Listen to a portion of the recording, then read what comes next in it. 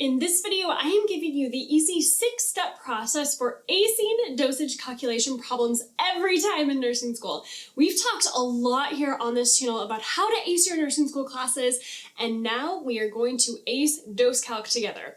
Don't miss out on the end of the video because I am going to give you the must-know tips that you need to follow or you will really struggle on your dose calc exam. Now click that subscribe button and hit the notification bell and let's dive in. So here's how this video is going to go. I'm going to walk you through the easy 6-step process here, then we're going to apply it and use some real life dosage calculation problems and examples. I'm going to go through several examples to really help it sink in for you. So here's our first practice problem, and I'm going to explain the steps as we go along. Now, your patient, Mary, has been hospitalized for 4 days for bacterial pneumonia. She is prescribed 250 milligrams of levofloxacin to be taken orally once per day for the next 14 days until her next appointment. You are getting ready to pass her meds this morning, but you only have 500 milligram tablets in your med card. Now, Mary is going to be discharged this afternoon. How many milligrams total will Mary need to go home with? So the first step is to figure out what you need. You need to decide what the question is actually asking you for. Now, this is step number 1 because you need to find out what you need to end up with at the end so that you know what conversion factors to use. Now, it's really important that you do this first or you will end up with a completely wrong answer. You do not want that. So let's figure this out. What the problem is actually asking us for. So at a glance, this question looks like you need to figure out how many tablets Mary will be receiving, but it's not actually asking you that. It's asking you how many milligrams Mary will need to go home with. You need to read the entire question before you decide what the question is really asking. So let's write this out on the right-hand side of the paper. We need the total milligrams that Mary will go home with. So step number 1 is to figure out what the question is asking you for. What do you need to end up with? Now, step number 2 is to figure out what the order is. What did the doctor originally order? What is the original order that we are trying to convert in this problem? In this example, the doctor ordered 250 milligrams to be taken once per day. Now, this is what the original order said. This is what we're starting with. So you will write this on the left-hand side of your paper. Now, step number 3 is to figure out what conversion factors you need to use. These are the conversions that you need to use to get you from here to there to the end result. Now, what medication or unit does the question make available to you? Are you needing to convert grams to milligrams, minutes to hours, or milliliters to drops? Pick out the information that pertains to the answer that you need and cross off any unnecessary details in the practice problem. If the test is on paper, I like to physically cross off information I do not need to keep me from getting distracted. Now, in this case, we are keeping the dosage unit in milligrams, but we need to figure out how many milligrams she needs for 14 days. So for our example, the only information we need here is the prescribed dose of 250 milligrams, how often she takes it, which is once per day, and how long she's going to be taking it for 14 days. We do not need to pay attention to the other details, such as how long she's been in the hospital and how many milligrams the tablets are in the med card. Because remember, this question is not asking us for the number of tablets she needs. It's asking us for how many milligrams she needs total. You'll write all of the conversions you'll need in the middle of the paper, in between the order and then what you need. Now, when you're writing out these conversion factors, you need to make sure that they are structured correctly and that the units will cross off. It's really important that the units you don't need to end up with are at the end are on opposite sides of each other, one on the top and one on the bottom. That way they will cross each other out.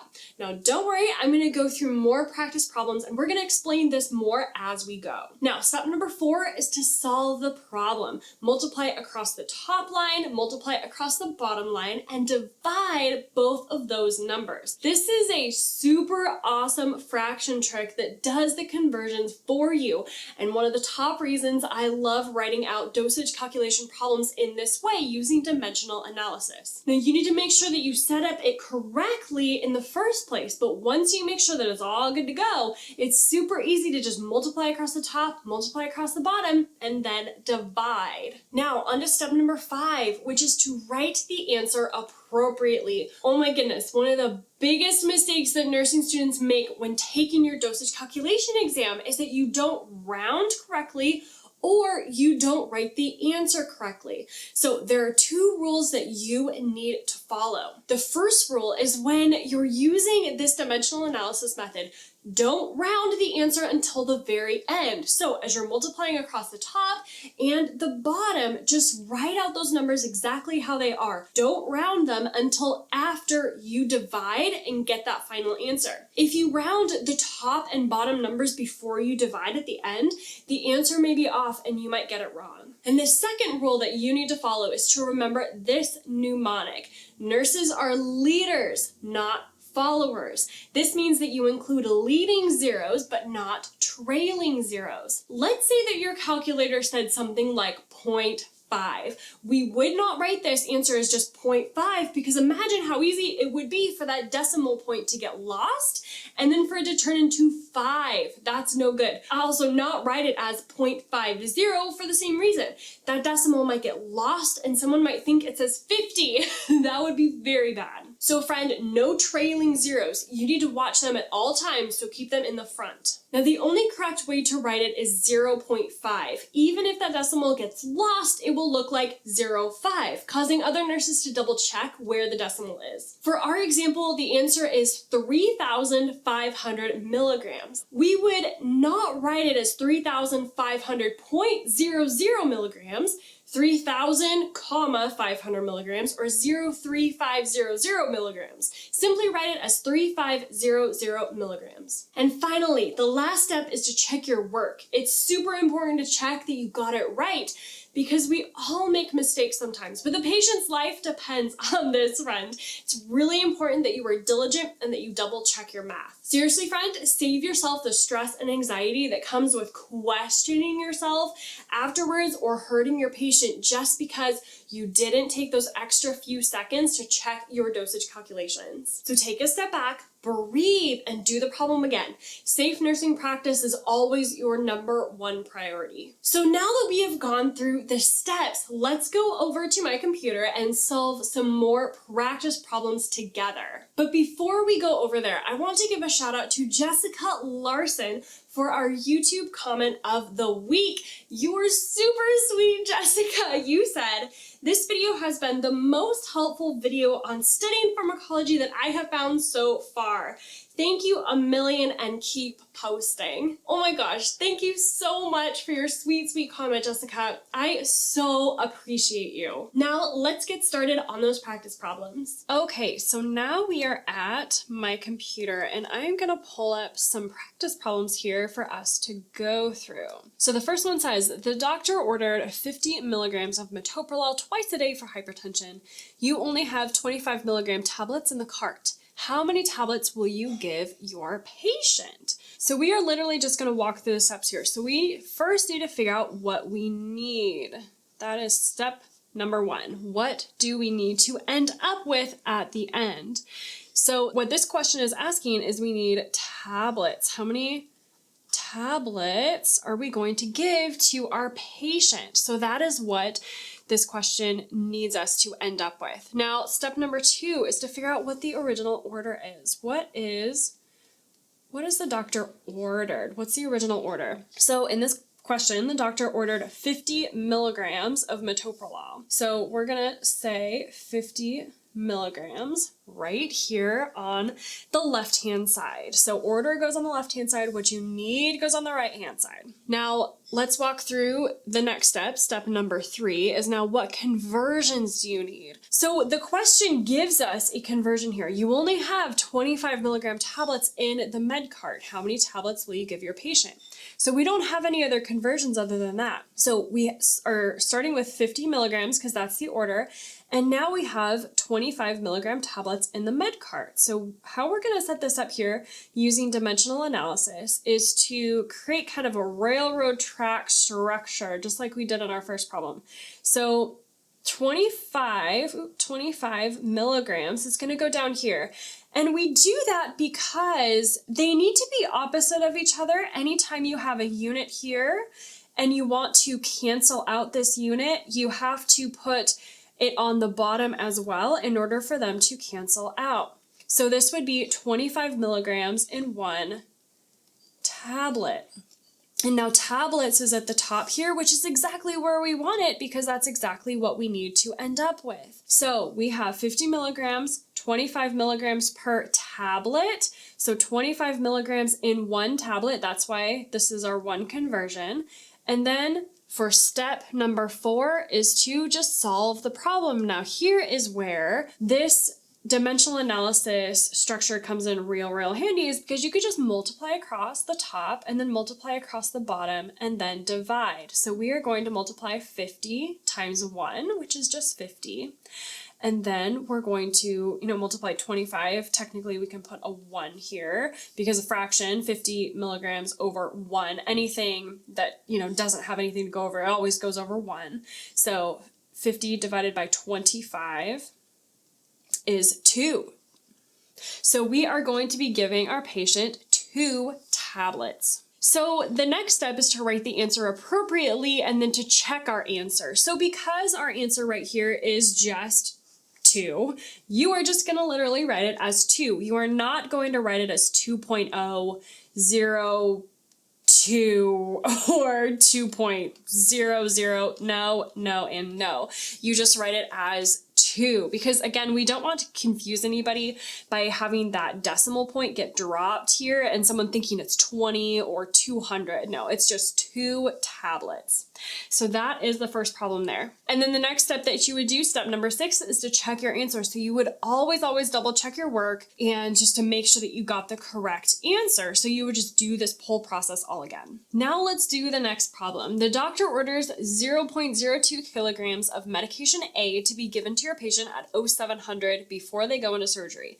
In your med card, you have 400 grams of medication A. How much will you administer in grams? Now for this question, I wanted to throw in that medication A because sometimes when you take your dosage calculation exams in nursing school, they won't actually put a medication name to it. So I just wanted to give this an example for you so you didn't kind of freak out when you saw your dose calc exam and for some reason they didn't have an actual medication name. So this one is just medication A. So the first step that you're going to follow is to figure out what you need. So again, we're going to put need here on the right-hand side of our paper. And so we need to end up with in this question is grams.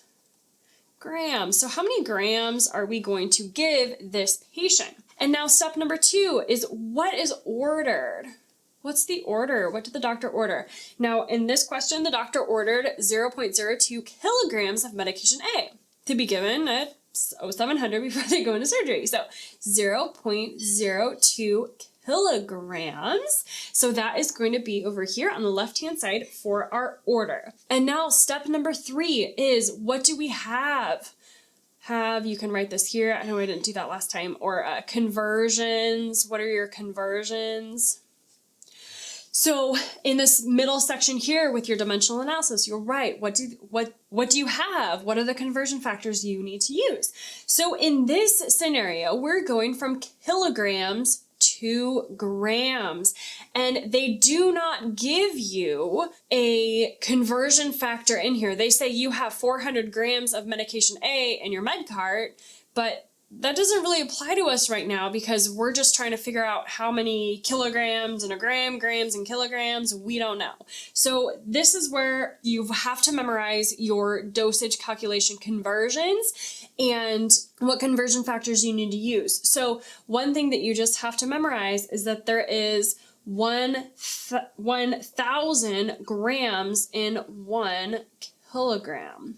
So that is just something that you just have to keep to memory, 1,000 grams in 1 kilogram. So I wrote it like this, just like we walked through in the last problem, is kilograms here needs to go on the bottom because it's up on the top here, and I'll put this over a 1 if that makes it easier for you to see. This one's on top, a 1 is on the bottom. So these two units will cancel out, kilograms. If you need to cancel a unit out, one needs to go on top and then the other needs to go on the bottom. So now we're just left with grams, which is beautiful because that's exactly what we need over here. So then we are just going to multiply straight across the top, then multiply straight across the bottom, and then divide those two numbers. So 0.02 times 1,000 is 20. And then 1 times 1 is 1. And so 20 divided by 1 is just 20 grams. And again, we are not going to round this this number at all. We're not going to change it. We're not going to do anything fancy with it. We're not going to write like 20.0 or anything like that. No, no, no.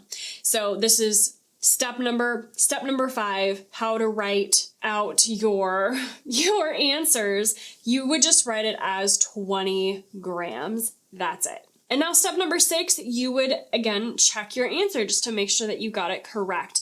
And I also wanted to point out in this problem that this question is giving you some additional information that you don't need. You have 400 grams of medication A in your med cart. You only need 20 here. If perhaps your question said, you know, you had 10 grams here in your med cart and you need 20, then it might ask you something different, like, you know, what would you do? You know, you would have to order some more medication. You would have to call the pharmacy. You would, you know, have to do all these crazy things to try to figure out. Oftentimes in your dose calc exams, they're not going to ask you that. They just want to know that you can do the math. So we're not going to worry about that. You have plenty of medication in your med cart, so don't worry about that. I just threw this in to kind of distract you a little bit because you will see that in your dose calc exams. They'll give you extra information that you don't need to use. So be aware of that as you take your test. And now the next problem that we have is your patient's order says to give 30 milligrams of prednisone once per day at 0700. You only have 10 milligram tablets in the med cart. How many tablets will you give your patient this morning? So again, we're just going to walk through the easy peasy steps of this process. So what do we need to end up with? We want to make sure that we're going to end up with the right things. And again, this question is asking us how many tablets will you give your patient? So how many tablets? That's what we need to end up with. Step number 2, what is the order? What does the order call for? And the order here says 30 milligrams of prednisone once per day. So again, I'm just going to put it over 1 because I think it's a little bit easier to see in the dimensional analysis method, just so you know that that is top and bottoms, 30 milligrams over 1. So then what do we have? What do we have? What's the conversion? Or conversions. So the conversions here that it gives us is we have 10 milligram tablets in the med cart. So each one single tablet is 10 milligrams. And we have milligrams here up at the top. So what does that mean for us? Where do we need to put that 10 milligrams? We need to put that 10 milligrams here on the bottom because we want milligrams to cross off. And so then we're going to put 1 tablet because each tablet is 10 milligrams, which is perfect. This is beautiful because we have tablets at the top. Tablets here is what we need, milligrams crossed off. So this is exactly how we want to set it up.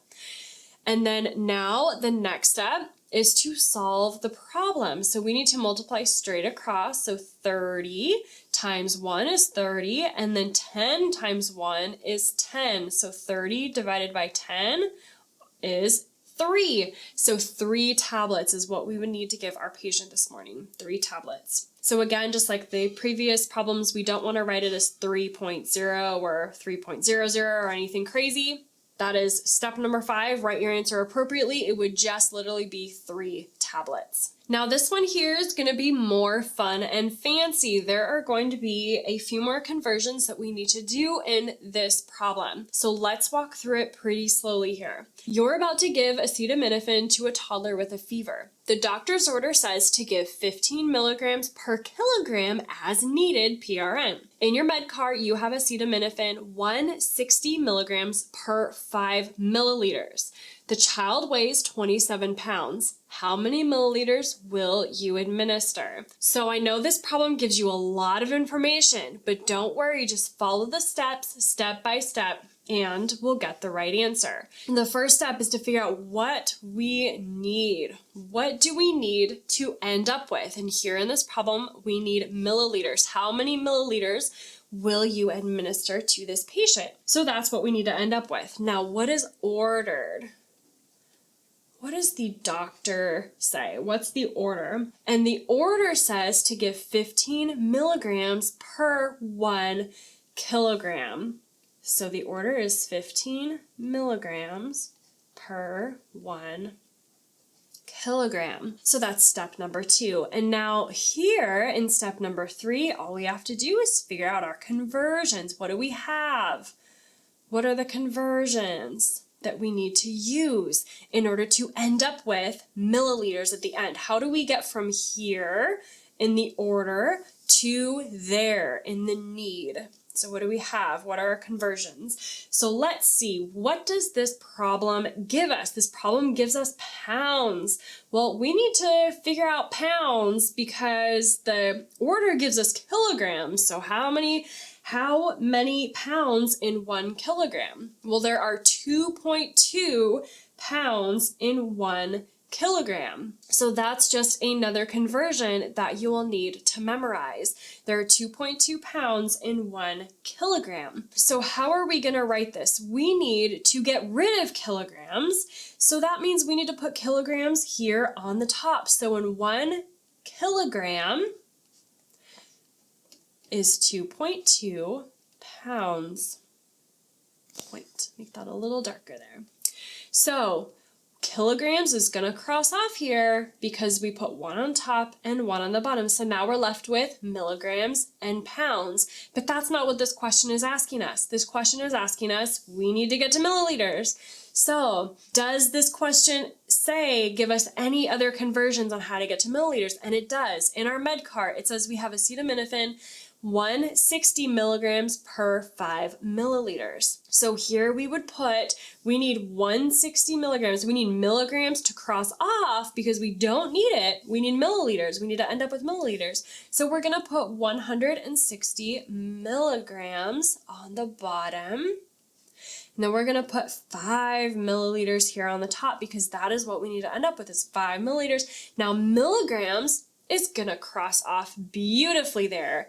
And so now we are left with milliliters, and that is exactly what we need to end up with. And now the last thing we need to do here is we still have pounds right here. We need to get rid of that. The child weighs 27 pounds, so we need to get rid of this pounds here. The way to do that is to put 27 pounds right here over 1. So now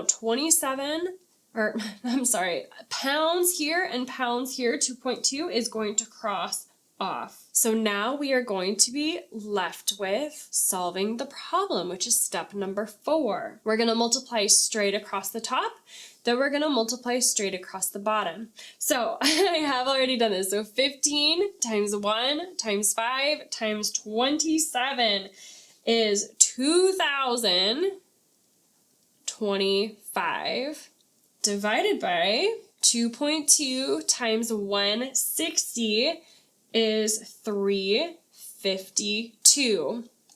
And then those divided, so 2,025 divided by 352 equals, I'm actually going to put it right down here, is 5.74. 5. So 5.75 milliliters. So this is what we're going to come out with. Now, here's where step number 5 of our process really comes in handy. 5.75 milliliters is not written correctly. So for milliliters, you do this to the 10th right here. So we just want to end right here. So we need to round. Anything 5 or above is going to round up. Anything 4 or below is going to round down. So in this situation, 5.75 gets changed to 5.8 milliliters, and that is how we would write our answer, 5.8 milliliters. And of course, step number 6, we would go back and check our answer and just make sure we got everything correct. And the more you practice these problems, the more confident you're going to get, the better you're going to get at answering them. So even though you're now a pro at solving those dosage calculation problems, there are some key tips that you must remember when solving those problems, or you might end up getting them wrong. The first one is to read the entire question first. This tripped me up many times on my dose calc exams in nursing school. I would start reading the question, I would assume that I knew what it was asking, and then I would solve it accordingly to what I thought. And then when I went to check my work, I found that I was solving for the wrong thing, like I had the wrong units or something like that. It's so easy to just assume that you know what the question is asking for when it's really asking for something different, something else. But you wouldn't catch on to that unless you actually read the entire question in the first place. So when you sit down to take your exam, make sure to read the entire question first. Now, tip number 2 is to learn and memorize the dosage calculation conversions that you need to know. There are no two ways about it, friend. You must memorize these. Like 1 milligram equals 1,000 micrograms. 1 liter is 1,000 milliliters. There's 3 teaspoons in a tablespoon. 30 milliliters in an ounce, and 1 kilogram is 2.2 pounds. Now, I have a free cheat sheet with all of those listed, plus a lot more, so it'll be really handy for you as you learn these conversions. I'm going to put a link down below in the description for you to check it out. Now, the next tip I have for you is to use the dimensional analysis method like we did in all of our practice problems. I sometimes see nursing students using different formulas for solving these equations. That's okay if you're super confident in it, but if you're like me and you're not super confident in your math skills, using dimensional analysis or the railroad method or railroad tracks, whatever you want to call it, it just works a ton better, because literally all you have to do is put the numbers in the right place, multiply across the top, multiply across the bottom, and divide. That's it. It's foolproof.